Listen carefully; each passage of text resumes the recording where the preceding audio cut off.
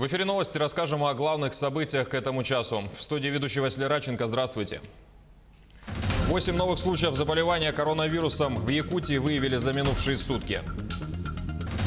Вырубку леса приостановили в Амгинском районе Якутии. Чудом спасенный в Пасху трехнедельный ленинградский лисенок подрос, отлично себя чувствует и даже подружился с местным котом.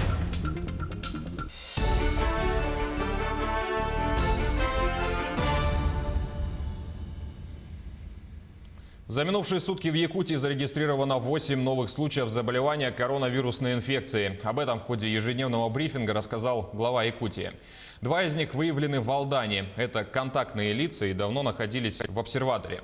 Остальные 6 случаев зарегистрированы в столице, городе Якутске. 2 также находились в обсерваторе и не несли угрозы распространения. 3 – это контактные лица ранее заболевших. И 1 новый случай. Коронавирус выявили у работника ЗАГСа. Глава уточнил, что сотрудник занимался электронными базами данных. Сейчас идет обработка его контактов. Айсан Николаев сообщил и о пока еще не попавшем в общую статистику случае заражения. С утра у нас сегодня поступила информация, она еще официально пока не пошла в сводки, но у нас есть случай. Первый случай диагностирования коронавирусной инфекции у жителя Хангаласского улуса, конкретно поселка Мухсоолох, который находился в больнице с подозрением на внебольничную пневмонию. И вот повторный анализ его на коронавирусную инфекцию дал положительный результат. Поэтому сегодня будут приниматься меры как раз по выявлению круга контактов, по забору анализов у работников больницы, ну и по проверке уже всех тех больных, которые в определенный период вместе с этим больным находились также на лечении. Вот. Ситуация тоже под контролем. Уверен, что оперативный штаб на уровне района все меры необходимые отработает буквально в ближайшие сутки. Напомню, что накануне впервые был зарегистрирован случай заражения в Аймиконском районе, а точнее в поселке Уснера. Анализы пока проходят обработку, окончательных результатов нет. Но региональный оперативный штаб по имеющимся данным дал заключение, что угрозы массового заражения в населенном пункте на сегодня не наблюдается, и карантин пока вводиться не будет. В целом, еще раз хочу сказать, что ситуация у нас далека от стабильной, все равно рост числа заболевших есть, и необходимо все меры по самоизоляции, по ограничению своих действий всем жителям республики, особенно тех районов, где у нас есть случаи коронавирусной инфекции, строго соблюдать. Это необходимо для вашего здоровья и для здоровья и жизни ваших родных и близких.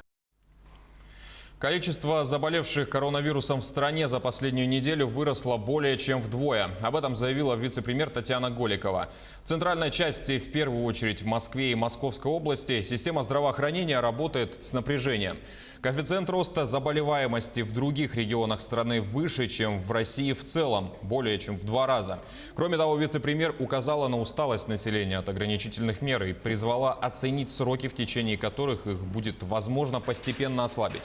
По последним данным, в России за весь период пандемии зарегистрировано более 68,5 тысяч заболевших. Выздоровело более 5,5 тысяч пациентов, умерло 615 человек. Мы привыкли оценивать динамику по темпу роста день ко дню, и она нас несколько успокаивает, потому что та кривая, которая развивается в Российской Федерации, она носит более пологий характер и дает возможность системе здравоохранения подготовиться к тем вызовам, которые перед ней стоят. Несмотря на то, что президентом страны до 30 апреля был объявлен режим социального дистанцирования и ограничений в передвижении, тем не менее в отдельных регионах страны нашими людьми это не соблюдается. И здесь очень важно, как мне кажется, проанализировать те меры, которые реализуются регионами как меры ограничительного характера. Цифровой режим контроля самоизоляции введут в Якутии. Об этом Айсан Николаев сообщил накануне в ходе прямого эфира в социальных сетях. В первую очередь контроль коснется тех, кто приехал из других регионов страны. Их уже отслеживают через сотовых операторов. Также глава рассказал, что по результатам мониторинга количество ездящих пожилых на автобусах города уменьшилось. Также более 200 административных дел переданы в суд за нарушение правил самоизоляции в республике. Контроль по соблюдению режима будет ужесточен. Нарушителей ждут штрафы. Сроки вскрытия реки Лены на территории Якутии намечены на первые числа мая. Но службы готовятся и к более раннему половодью. В столице региона проверили готовность оперативных групп якутского МЧС. Сергей Михедов с подробностями. Здравствуйте, товарищи! Вольно! На площадке у здания Главного управления МЧС по Якутии с полным походным снаряжением стоят строем примерно 60 бойцов. В основном это спасатели, связисты, есть и подрывники. Их разделили на 9 оперативных групп. Готовность лично проверяет начальник республиканского МЧС. Еще бы, впереди ответственная задача – помочь обеспечить безопасный пропуск паводка на реках Якутии. Все сотрудники опытные. Например, Василий Тарский руководит оперативной группой номер 4 «Татта» уже 13 лет. Говорит, за последние годы удалось отлично наладить взаимодействие с местными жителями. Тонкая ювелирная работа. Вот, проведешь взрывную работу чуть пораньше, но уйдет в этом месте. А в низовьях это затор же будет, подтопление. Поэтому все надо здесь сбалансированно, все сообща надо. Это вот с опытом только переходит. Согласно плану по смягчению рисков, утвержденному главой Якутии, противопаводковые мероприятия разделены на 3 этапа. Первый включает в себя безопасный пропуск паводковых вод на реках Лена, Алдан, Амга, Татта в 15 районах республики. В ходе второго этапа планируют обеспечить спокойное прохождение ледохода на северных реках Яна, Колыма, Индигирка на территории 6 районов. Последний этап – это летний дождевой паводок в центральной и заречной группе, всего в 10 районах. Для обеспечения безопасности создана группировка республиканского МЧС численностью свыше 16 тысяч человек, более 2000 единиц техники, 15 воздушных судов, 135 плавательных средств. Также практически завершены превентивные мероприятия. По распиловке на сегодняшний день выполнено 92% и по зачернению выполнено уже 94% работ. Поэтому я хочу сказать, что плановые мероприятия, которые идут по подготовке к пропуску паводковых вод, они идут в штатном режиме. Тем временем в Ленском районе к подвижкам льда тоже готовы. Ледоход на главной водной артерии республики должен пересечь границу региона в конце апреля-начале мая. Специалисты Ленской ЕДДС в тесном контакте со своими коллегами из Иркутской области ежедневно получают актуальную информацию о ситуации на реке. По словам специалистов, опасений в этом году нет.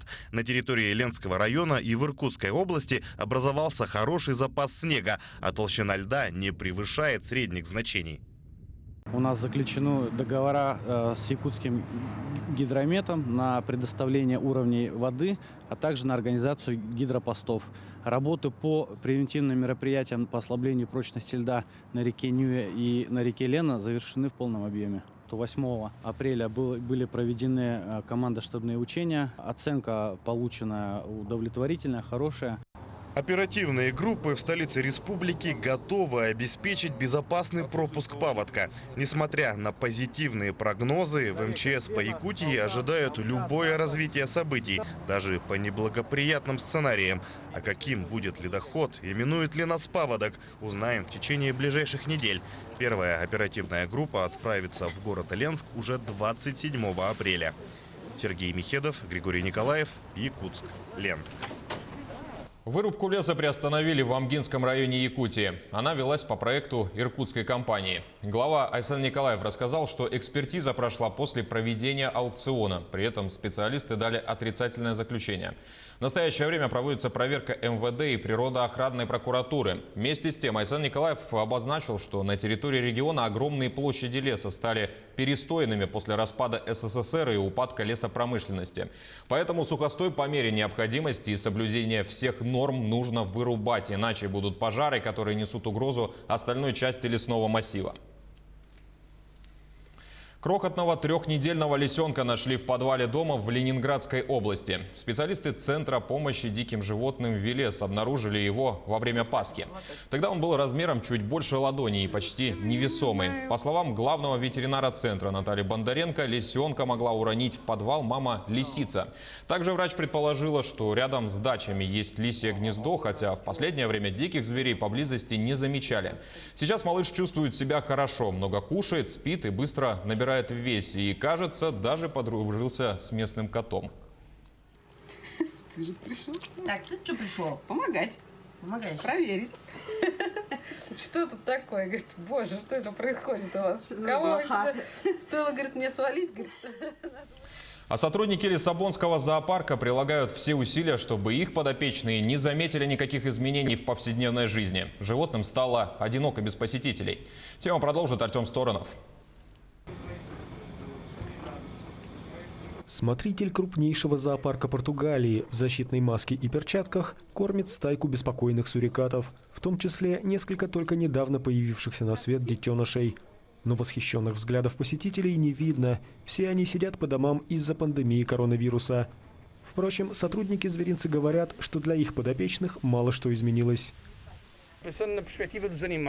Если посмотреть на ситуацию с точки зрения животных, конечно, посетителей сейчас нет, но для них самое главное, что те же самые люди приходят к ним столько же раз в день и дают ту же самую еду. Так что для них ничего не поменялось, кроме отсутствия публики. Но звери к этому быстро адаптировались. Мы не заметили каких-либо изменений в их поведении. Зоопарк в Лиссабоне закрылся 18 марта, когда власти Португалии ввели в стране строгий карантин. Но сотрудники зверинца заранее подготовились к этому. В частности, запаслись кормом для животных. Предпринимаются и дополнительные меры для защиты зверей. Уже известно, что коронавирусом могут заразиться тигры. Смотрители предпочитают не рисковать. Наш главный приоритет – безопасность животных, ведь они бесценны. Многие содержащиеся здесь виды относятся к уязвимым или находящимся под угрозой исчезновения. И, конечно, мы заботимся о безопасности смотрителей, ведь если они заболеют, то некому будет заботиться о здоровье наших подопечных. Все сотрудники зоопарка, находящиеся в непосредственном контакте с животными, должны проходить дезинфекцию и носить средства защиты. Кроме того, их поделили на две команды, которые работают посменно. В Португалии на утро пятницы зафиксировано свыше 22 тысяч случаев заболевания коронавирусом.